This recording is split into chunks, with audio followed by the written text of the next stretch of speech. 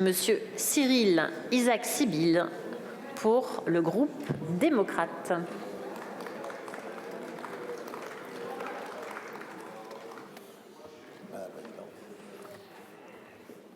Impeccable, nickel. Merci bien.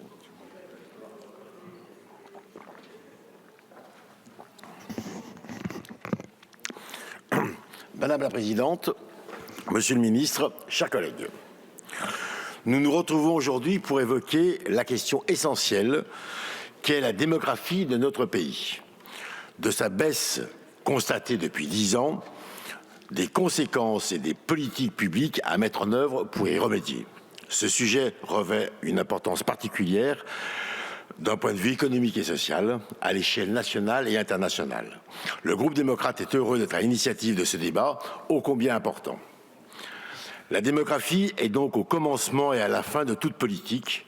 Le haut-commissaire au plan, François Bayrou, dans son rapport « Démographie, la clé pour préserver notre modèle social », résumera la démographie comme étant la finalité de l'action politique et l'un de ses plus puissants déterminants.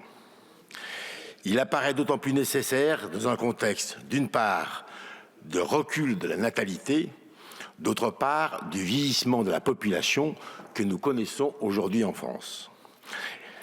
Et ceci après 3 semaines de débats mouvementés sur la réforme des retraites, réforme nécessaire de préservation de notre modèle social entièrement basée sur des considérations démographiques.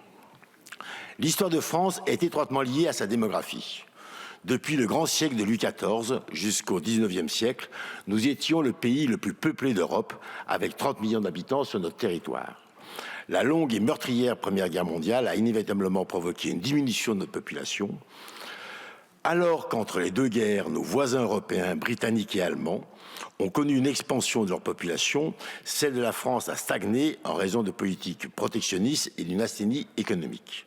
Ce n'est qu'à l'issue de la Seconde Guerre mondiale, que la France a elle-même connu un renouveau et un dynamisme démographique, la plaçant au rang de 2e pays le plus peuplé de l'Union européenne, après l'Allemagne, grâce à d'ambitieuses politiques familiales. Ces 2 dernières décennies, notre pays a connu une réelle dynamique démographique. Mais aujourd'hui, que constatons-nous? Une baisse de la natalité, alors que nous avions un taux de fécondité de seulement 1,66 par femme en 1996, nous avons atteint en 2010 un chiffre de 2,2. Malheureusement, ce taux a diminué durant la décennie suivante, celle que nous venons de vivre, baissant à 1,82 en 2020. Parallèlement, par l'effet du baby-boom, la population française vieillit. Ainsi, l'âge médian en France est de 42 ans et les projections l'estiment à 46 ans en 2050. À comparer avec la population mondiale, où l'âge médian est lui de 31 ans, avec des variations assez considérables entre le Niger, où l'âge médian est de 15 ans, et le Japon, où l'âge médian est de 48 ans.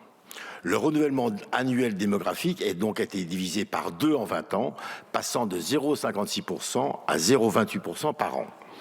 Pourquoi est-ce grave? Parce qu'en absence de réaction politique d'ampleur, l'ensemble de notre modèle social est en péril. En effet, la France s'illustre par la singularité de son pacte social, du principe de redistribution des ressources, du tous pour chacun. Ce système de redistribution des ressources par répartition permet de financer l'ensemble de nos services publics, éducation, santé, solidarité, assurance. Grâce à ce pacte social, les Français n'ont pas besoin de se constituer une épargne obligatoire pour prévoir le financement de l'éducation de leurs enfants, de probables maladies, de leur retraite, puis de leurs vieux jours. Le non-renouvellement des générations va entraîner un effondrement de ce pacte social. Ainsi, il est impératif de comprendre l'origine de cet effondrement des naissances et d'en pallier les conséquences. Au fil des générations, les mœurs ont évolué et d'aucuns pourraient dire que le désir d'enfant a fortement diminué. Non. Si le taux de fécondité diminue, le désir d'enfant persiste. Selon une étude récente réalisée par l'UNAF en 2020, le désir d'enfant est resté inchangé depuis 2011, s'établissant en moyenne à 2,39 enfants par famille, alors que l'indicateur conjoncturel de fécondité s'établit aujourd'hui à 1,8. Donc ce désir d'enfant n'est pas satisfait. Plusieurs facteurs expliquent un tel écart et une telle diminution du taux de fécondité. D'abord, un climat pessimisme lié aux crises qui se sont succédées, crise économique, crise sanitaire, crise environnementale, qui peut peser sur le désir d'avoir des enfants. Ensuite, une évolution de la société et une articulation plus contraignante entre la vie professionnelle, personnelle et familiale, amenant à avoir des enfants à un âge plus élevé, impact sur la possibilité biologique, sur l'impact sur les fertilités d'en avoir. Et enfin, sur des politiques familiales et fiscales désincitatives. Face à ces constats, il est évident que nous devons renouer de toute urgence avec une ambition démographique par la mise en place d'une politique familiale qui permette à tous les Françaises et Français d'avoir le nombre d'enfants qu'ils désirent.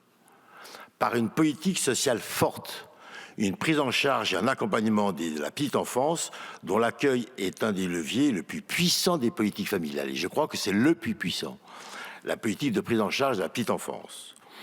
Par l'accessibilité des logements pour les familles, on sait très bien que pour avoir une famille, un nouvel enfant demande effectivement le changement souvent d'appartement.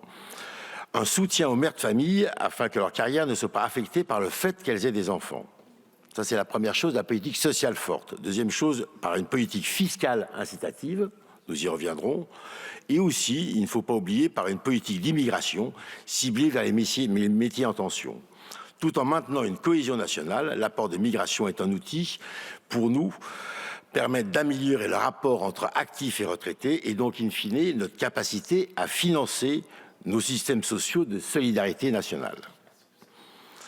Le deuxième biais que je souhaite mentionner, par lequel nous pouvons agir, n'est pas social, mais il est sanitaire. En effet, nous constatons depuis plusieurs années une hausse des difficultés à concevoir des enfants et une hausse inexpliquée de la mortalité infantile. Nous connaissons tous dans nos proches des personnes qui souhaitent avoir des enfants et qui n'en ont pas. L'âge moyen de la maternité est de 31 ans, contre 29 ans il y a 20 ans. L'avancée en âge provoque une diminution de la fertilité, tant chez les hommes que chez les femmes. Elle est le premier facteur de diminution de la fertilité. Les autres causes sont multiples et relèvent de facteurs économiques, sociaux, environnementaux. Obésité, tabac ont un rôle central, ainsi que les pollutions environnementales et chimiques. Ces facteurs ont également un impact sur la mortalité infantile. Entre 2012 et 2019, celle-ci a augmenté de près de 7%. Et en France, nous sommes particulièrement en retard sur cette question, contrairement à d'autres pays européens. La Suède et la Finlande voient leur taux de mortalité infantile ne cesser de baisser depuis la Deuxième Guerre mondiale. Tandis que la France peine à maintenir son niveau de mortalité infantile, c'est quelque chose sur lequel nous devons nous questionner. Lors de la loi de bioéthique adoptée en 2021, nous avions tous adopté un amendement transpartisan visant à accroître la recherche et les actions de prévention en la matière. Il visait à créer un institut national de fertilité à travers une approche interministérielle afin notamment de piloter et de coordonner des actions de prévention de l'infertilité, une prise en charge des patients et pour développer la recherche dans le domaine de la reproduction humaine et de l'infertilité. On avait aussi souhaité créer des diplômes universitaires centrés sur la prévention de la fertilité, de mettre en place une consultation fertilité auprès de professionnels de santé. La recherche a un rôle fondamental. Un grand nombre de pathologies sont répandues et encore mal connues, telles que les perturbateurs endocriniens qui sont présents dans notre environnement quotidien.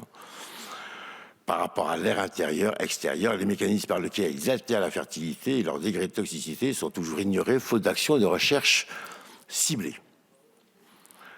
Si nous souhaitons préserver notre système social, nous devons nécessairement agir sur ces deux piliers que sont une politique nataliste ambitieuse et une politique de santé publique en faveur de la lutte contre l'infertilité et la mortalité infantile. La démographie est le miroir de la vitalité d'un pays, de l'optimisme de sa population, de son attractivité, de son niveau de santé publique. Notre pacte social exige que nous soyons ambitieux. Ce débat s'impose tant la question de la démographie est au cœur de toute action politique. Je vous remercie. Je vous remercie.